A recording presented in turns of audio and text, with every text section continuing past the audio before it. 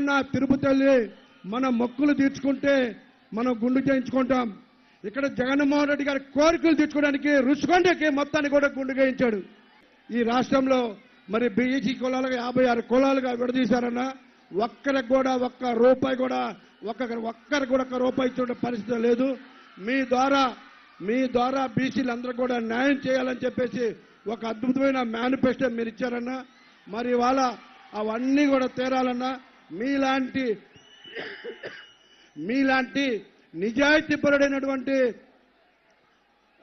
నాయకుడి దగ్గర పనిచేయాలని మనస్ఫూర్తిగా మీ దగ్గరకు వచ్చానన్నా.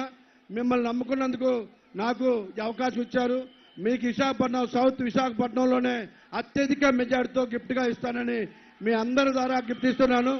మన అన్నకి మనం ఇచ్చే గిఫ్ట్ హైయెస్ట్ మెజార్టీతో విశాఖపట్నం సౌత్ ఇవ్వాలని కోరుకుంటున్నాను.